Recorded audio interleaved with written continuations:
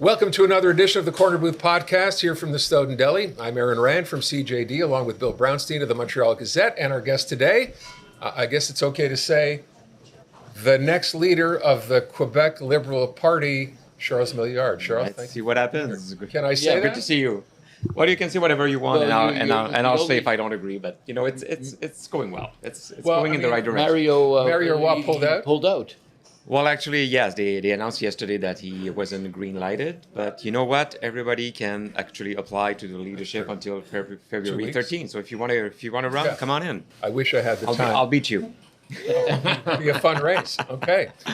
Listen, we've spoken before. I think the last time was when we had a Liberal leadership race and Pablo Rodriguez ended up winning that. We know what's happened since. So let's fast forward and approach this from the perspective of the greater likelihood is you will be the leader of the Provincial Liberal Party. This has been a particularly interesting week in provincial politics, the fight between Mark Carney, Paul Plamondon, et cetera. So I thought we'd start today, first of all, just with your overall reaction to what has been happening over the past couple of weeks. Paul Saint-Pierre Plamondon, call what you will, this attack on Mark Carney, the whole idea of a referendum and separation really being top of mind. What's your reaction to all of this? Well, first, thank you for inviting me for a second time. I think it has been a total frenziness in the political scene in Canada and in Quebec, obviously, this week. This is an interesting, start of a new political cycle. Given the fact that we're going to have a new leader at the Liberal Party, we're going to have a new premier in a few weeks from the CAQ. And Mr. Plamondon is still ahead in the polls, and he's, promoting his option more than ever. So I think that Mr. Carney kind of triggered something into Mr. Plamondon with the Plains of Abraham speech. Mr. Carney had an interesting week last week about, giving important speeches. I think we all agree that the speech in Davos was amazing. I mean, every Canadian, honestly breathing was proud of what Mr. Carney succeeded in explaining in Davos. I don't think we can say totally the same about the Plains of Abraham speech, because I think some parts of it, and I said that on social media, some things that he said was maybe unfortunate given the political atmosphere or vibe in Quebec right now with the Parti Québécois. I want to stop you. Yep. When you say some things were unfortunate, I mean, my reaction, and I think most people's reaction, was he was basically kind of telling you, here's the history, letting Canada know that we're all united in this. That seemed to be a pretty good message. Well, what was wrong in the message? The overall idea of giving a speech about Canadian unity is great. I mean, he's the Prime Minister of Canada, so that's fine. But, the Plains of Abraham, and maybe it's the fact that I'm coming from Quebec City, is heavily charged. It's loaded with emotions in Quebec City.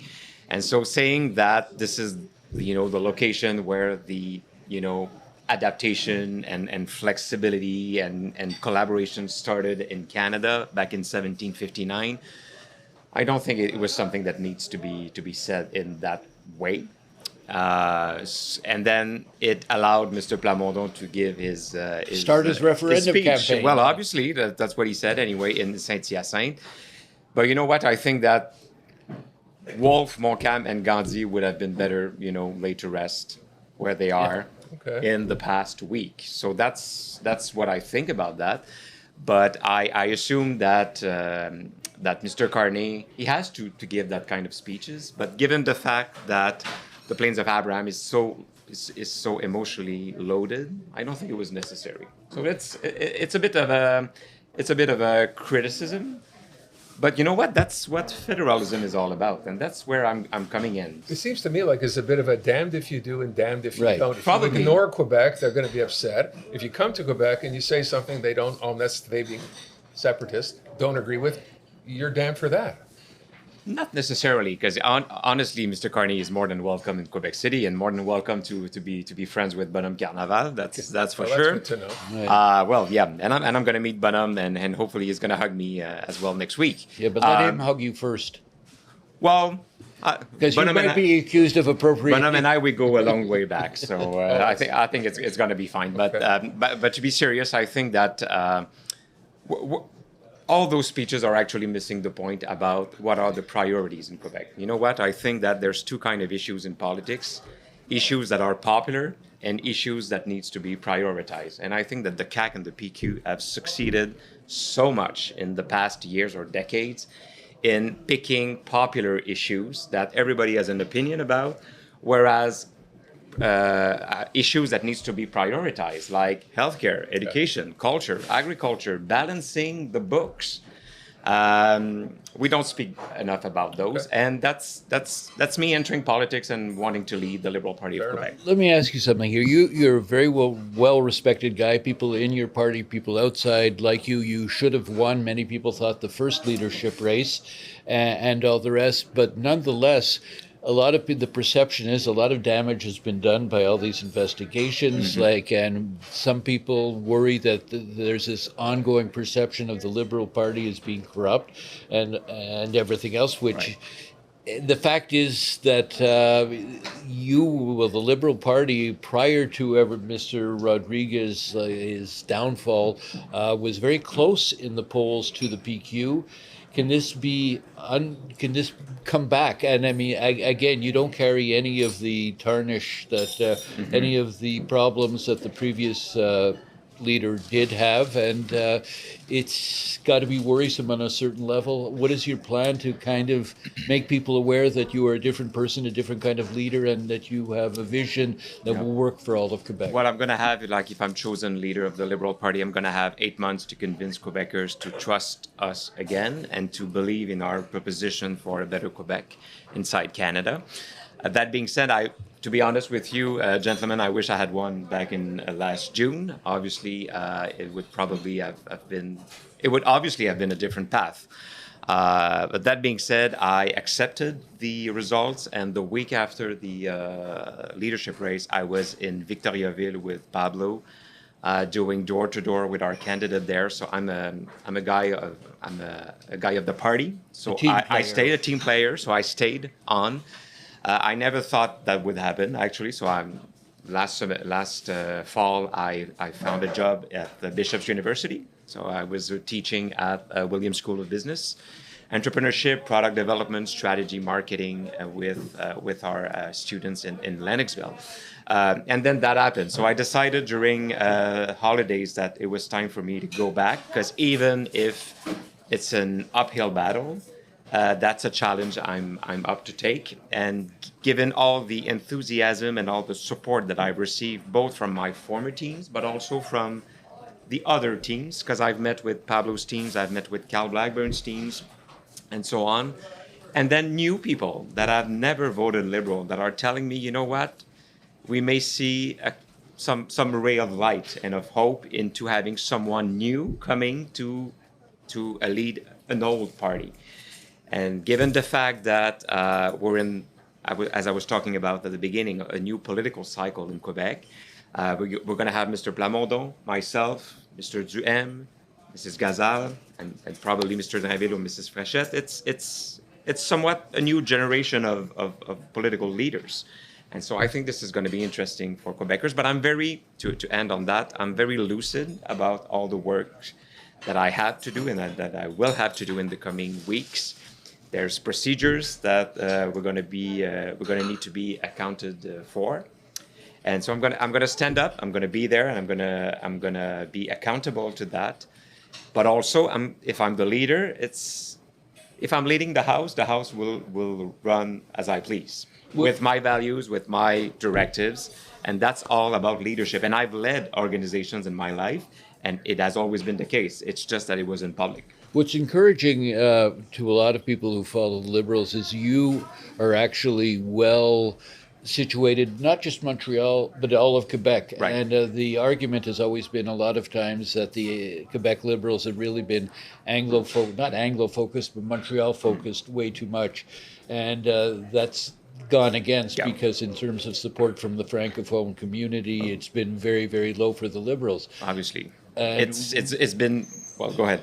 How are you? Do you think you can go out into the regions, unlike the others, and make a difference and make people believe in you as someone who represents all of the province? Well, first, I come from that community of French-speaking Quebecers that needs to be convinced to come back to the Liberal Party of Quebec. It's been probably, let's say, 12 years that Francophones have left the party in a way. Let's be honest, because we're at 15% right now, but we used to be at 6%.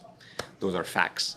So I'll be on the ground and I'll be talking about issues that actually matters to them, which is creating jobs, helping our small and medium enterprises, helping our farmers. We haven't spoken enough in the past years about primary sector issues in Quebec. So forestry, mining, agriculture, those are not, center of Montreal issues, but they're Quebec issues. Yeah. And we need those regions to make Montreal a better place. But we need not to forget Montreal as well.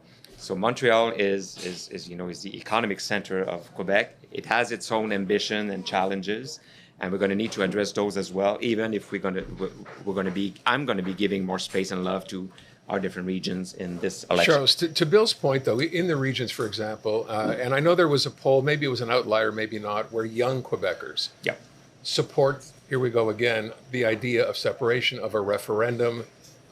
It was, as I said, only one poll, but the question is, what do you do to appeal to those people, to the younger generation who are frustrated about, potential job opportunities, et cetera? What's the message to them, and is it different from everybody else? Well, I don't think one analysis on the alleged surge of, support for separatism from the younger generation is enough to conclude that.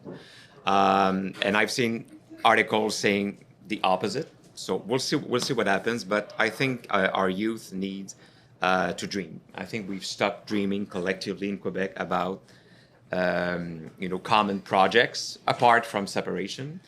I think the young supporters of separation are very active and good in the social media about promoting the idea. I think we haven't done a good job on our side. The no side needs to be more lively, more compelling, more, I'm not going to say entertaining, but good at storytelling, because politics is no mathematics. It's a human science. You're selling ideas. And so you're selling ideas, you're selling hope, you're selling confidence, inspiration, and that's what I want to do. But also for the youth, we need to propose something that is some things that are going to appeal to them, and one of those is to have a good start in life financially. So one of the promises that I made last race, which is still good right now, is to pay for all the internships that our youth are doing in the public sector, especially for future nurses, future teachers. Okay. In the private sectors, they are paid. In the public sector, they are not paid. So they start life with huge, debt. And it's not good for mental health, because I think mental health is one of the biggest issues we have for our youth. And as a pharmacist, as you know, I'm very scared by what I see. The overuse, overprescribing of anxiety medication and antidepressant medication for our youth. We're going to need to address that collectively as well. So one of the other things, and I've heard people describe you up until now, and to be fair, you've been kind of in limbo. You're not the leader. You're probably going to be the leader, so maybe it's unfair. But a couple of analysts who said, you know what, much as we may like Charles Milliard, we find him kind of beige. Mm-hmm. In other words, you talk about issues generally, but specifically as to what it is you would do as leader of the Liberal Party, they haven't really heard you say anything. So is that because you're not in a position to do that, or because you choose not to do that? Or because some of those analysts haven't read my platform last year? Because I've proposed some, very pragmatic stuff. First, a public platform of telemedicine. I think we need a public platform of telemedicine to help our people, especially in the rural areas, to have access to a doctor. Okay. I want to, invite the education sector to a new, Para Commission 2.0, so a new États généraux, a general, discussion, a general assembly on the future of our education. I want to roll out the red carpets for SMEs. I think we need to revise some of the fiscal policies we have when it comes to small and medium enterprises, so that our youth are more inclined to open businesses in our main streets, in our industrial parks, everywhere in Quebec. So I've proposed a couple of interesting ideas. That's about eliminating red tape as well, because that's something that of course, because there's too much red tape in Quebec, and I think we all know that. And I think that the CAQ is now trying to tackle that issue after 8 years of doing nothing. So those are issues that I want to propose. But you know what?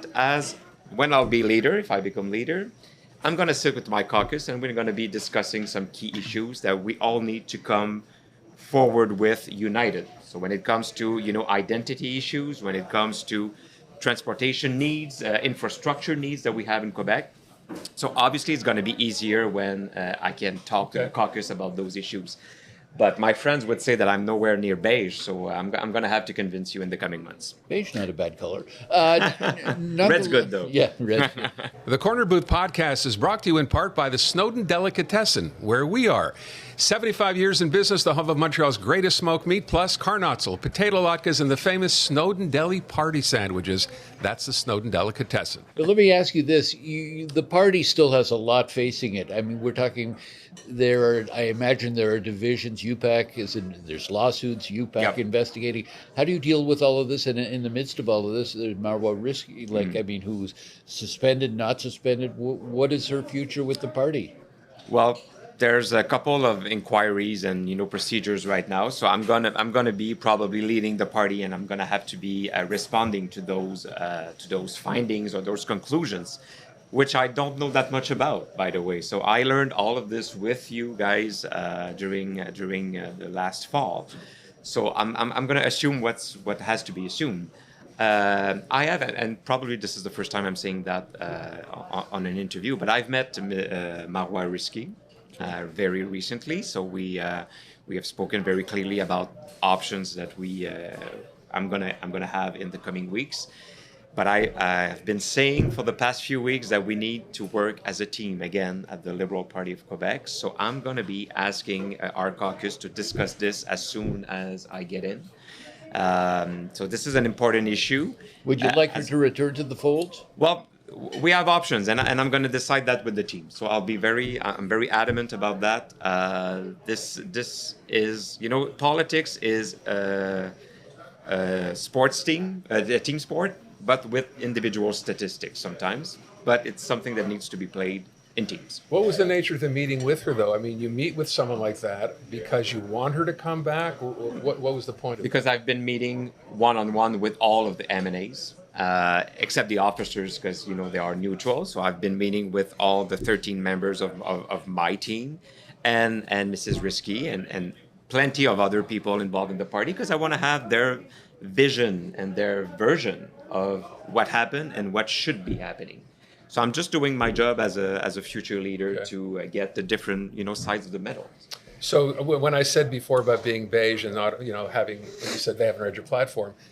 We had Eric Duhem on the podcast a couple of weeks ago, and I asked him point blank, what about healthcare? Because we know healthcare is a huge issue. We know the money wasted there. The system has become no more efficient. He said if he was elected and became premier, he would do away with Santé Quebec. What's your plan in healthcare? Well, obviously, Santé Quebec is not going in the right direction. So to be honest, I'm not going to be patient with Santé Quebec. I think it has to. They have to prove their efficiency and utility very soon. So in October, I'm going to be asking for clear findings or clear results about what's happening. But so far, I don't see a great future for Santé Quebec, to be honest. But we have invested so much in the past 2 years on that just saying I'm going to scrap that and not having all the information that I would have with the means of the state, I think it's not rational to say that. So Monsieur Duhem can say that, but I'm going to need to look at the data. Maybe it's because I'm a scientist as a pharmacist, but I need data to take decisions, and I think that's fair, and it's a way to express the curiosity that I take into that. Speaking of investments, our last Monsieur Legault invested very heavily into things like Northvolt, Lyon, and all the rest. And how many millions and millions and millions got lost there? Hundreds of millions. Yes. And so, what is your idea in terms of attracting business here and avoiding the pitfalls made by Monsieur Legault?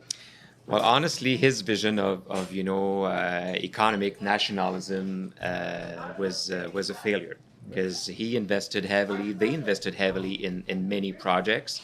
And you know what? I was at those press conferences when I was heading the Federation of Chambers of Commerce of Quebec. So there's plenty of pictures on the web on that.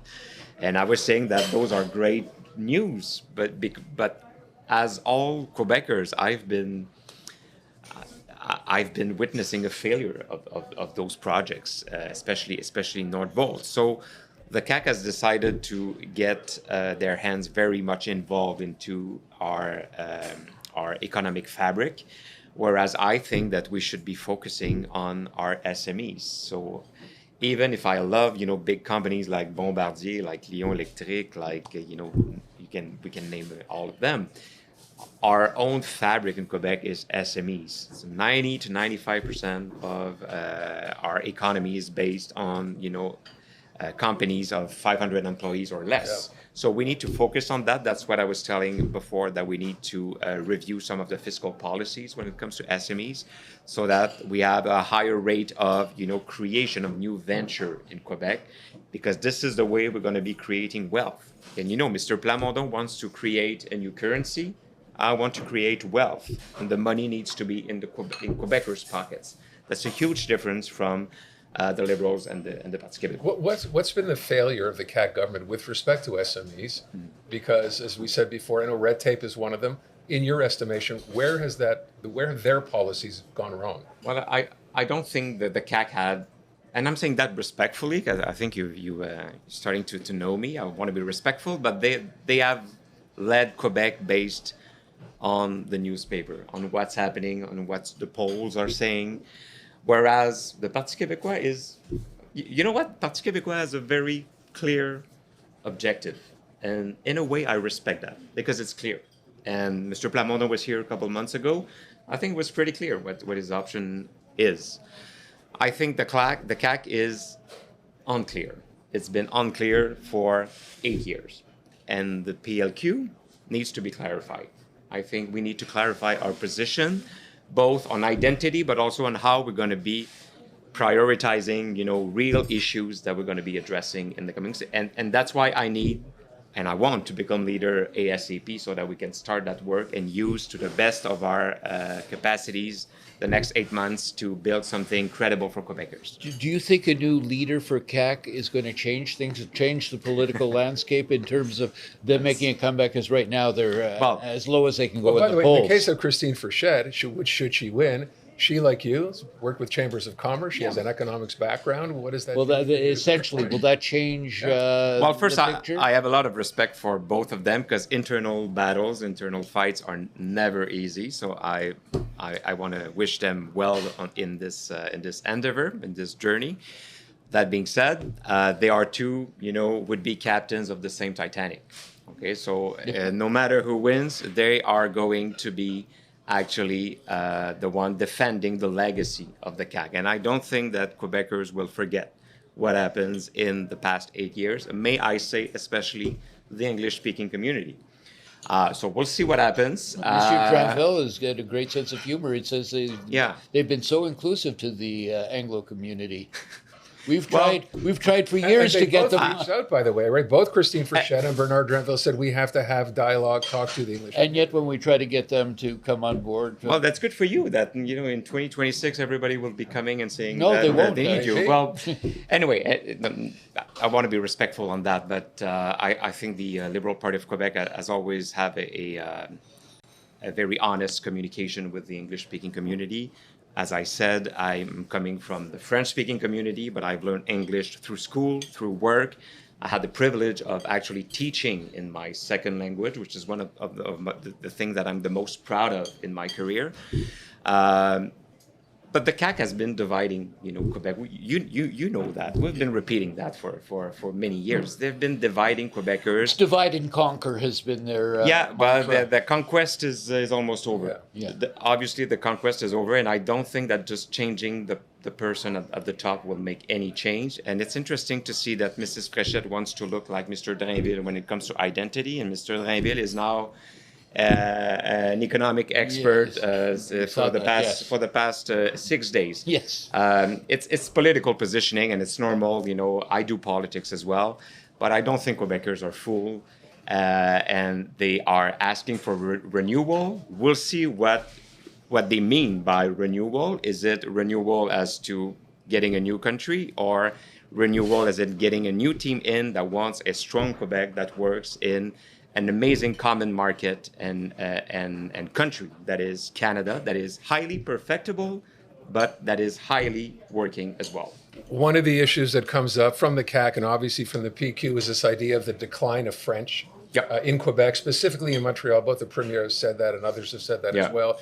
So my first question is, do you believe that's the case? And if it is the case, what would change under your leadership as the provincial Liberal leader?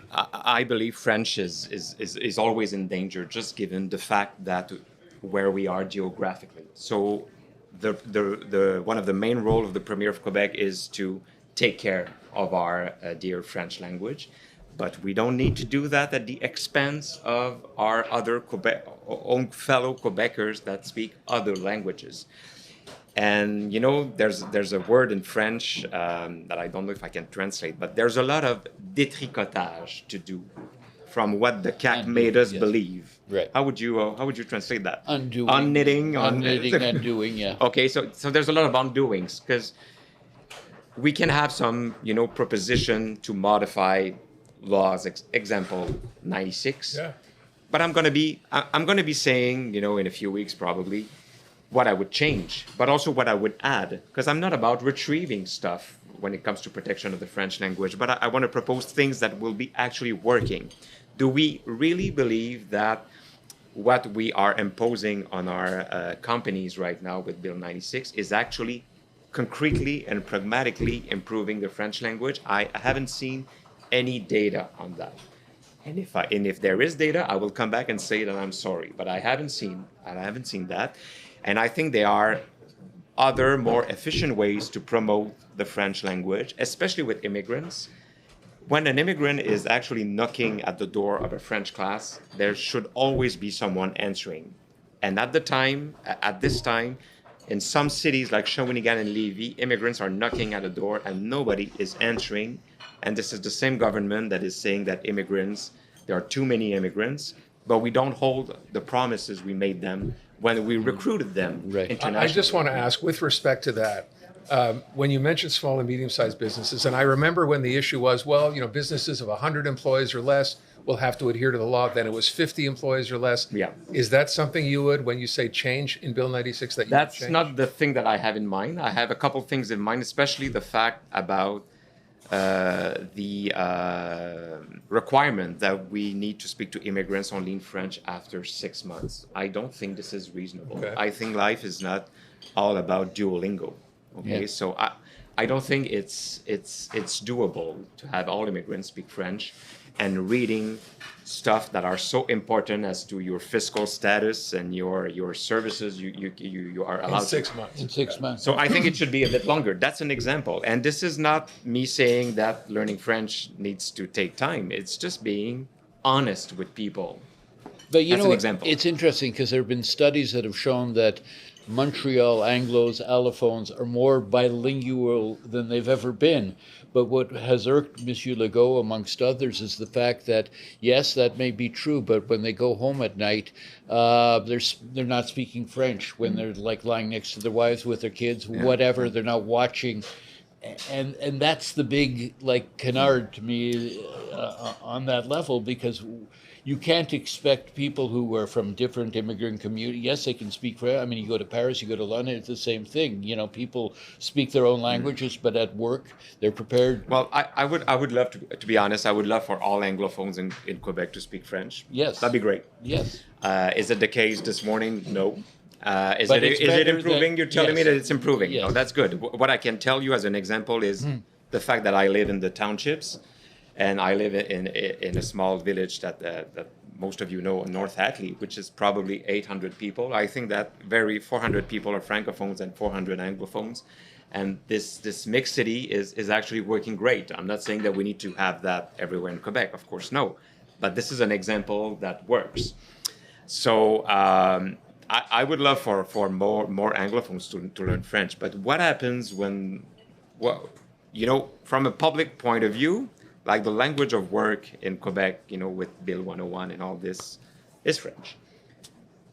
But what you guys do when the door is shut at your home, I mean, this is not of my business, of course, and this is not also what the data that we should be looking at in evaluating how those laws are working or not. And I spoke with a well-known, West Island Montrealer recently, and he told me, you know what, child, when I'm in bed with my wife, we speak English. I hope you don't mind. And I'm like, I really don't mind. That's good to know. Yeah. So there was a story last week in the Gazette about someone working at the EMSB, a secretary there, who actually demanded that every communication she had be in French. Not related to work that she was doing, but anything at all, even in the office. She get an email from someone saying, hi, how are you, had to be in French. I think that's the kind of thing that Anglophones look at and go, wait a second, things have gone too far, or at least in this case. When I asked you just now about small businesses, if you're a small business of 25 or less employees, does the government really have a need to go into your business and make sure that your keyboard's in French, that you're doing all your work in French? Does that change, or is that okay? Well, there's a lot of different points in your question, but the fact that inspectors can go without warrant, I think it's putting everybody uncomfortable, no matter which language you speak. Because a lot of companies that I've been hearing that have problems with that bill are also in Côte-Nord in Abitibi, because they want to open position, let's say, for develop their export department, and they need to do all that paperwork to prove that you need to speak another language, which by the way could be Mandarin, Cantonese, Spanish, or English. So those issues are not typically just only for Anglophones or English-speaking enterprises. So there is some light cleaning that I would like to do, but I would also like to propose new stuff that would be truly promoting and preserving the French culture. And this is something that I want to discuss with my caucus in the coming weeks. So hence my not officially proposing that right now, because I want us to work as a team in those, sensible issues. But you will make changes to Bill 96. There are things in there you don't like, that don't need to. There are elements that needs to be realigned, rejigged. I like rejigged. Okay. Yeah. All right. Yeah. Let me ask But you it will come with more stuff. So I'm not retrieving. I'm just replacing. The one thing you haven't focused on that everybody always expects you to focus on. What is it? It's an R word. I don't know. Referendum, and everybody assumes that it's going to come down to that when it comes to election. I mean, Monsieur Saint-Pierre Plamondon is very clear. I mean, he's not diverting from that path. He's going to hold the referendum. And to a lot of people, they think that will be the big liberal issue, because it always has been. And I don't expect that maybe the Conservatives, the CAQ certainly won't jump into the middle of that fray. You haven't brought it up. Are you concerned? Are you worried you don't want this to turn into a one issue election? But what are your thoughts? Well, I'm not coming into politics just to prevent a referendum. I'm coming to improve Quebec, but obviously I'm going to have to discuss that issue, because it's the main, objective of my main opponent. So we'll be about explaining why we believe that Quebec needs to stay in Canada. But I'm not going to be using, VHS tape from 1995. Okay, so I want a different strategy. I want to promote our idea and not only bash the other idea. So that's a different standpoint. And you know what? Maybe some Liberals don't agree with me. But we're a family. So when a new leader comes in, there's going to be adjustments that needs to be made. And this also refers to this nationalism thing. Because I've been talking a lot about, obviously I'm a federalist. So, some people think I'm a hidden sovereignist. I mean, it doesn't make any sense. I truly believe in Canada, but I want to do politics in Quebec. If I wanted to work towards a better Canada, I would run in Ottawa. I want to run in Quebec City because I want to work for Quebec. Quebec first, Quebec d'abord, Quebec en premier. Alors, ça, this is obviously what should be the main focus of a Liberal leader in Quebec. We have to wrap up. I would ask you one last question with respect to that. Do you think Doug Ford was wrong during the week to weigh in on Quebec separation? I think we're making a big thing of something that is not that important, because we are discussing here what happens in the U.S. every day. So can another Canadian have an input on what's happening in Quebec? Yes. Do we have to listen to him? Probably not. But that's not a big issue, okay? Of course, Doug Ford is for United Canada. Who is surprised by that? Does he have a right to vote in Quebec? No. So I think we will be managing our own stuff. But when I see Mr. Plamondon laughing at Mr. Ford getting involved into Quebec politics, he's the one that is actually talking to leaders from these separatist, idea project in Alberta. So it goes both ways. Obviously, people are interested in what's happening in Canada, but we'll deal with our own business in Quebec. Mr. Milliard, I want to thank you and wish you all the best. Thank you. Appreciate you coming with us. It was nice seeing you again. That wraps up another edition of the Corner Booth Podcast here from the Snowdon Deli. We'll see you again soon.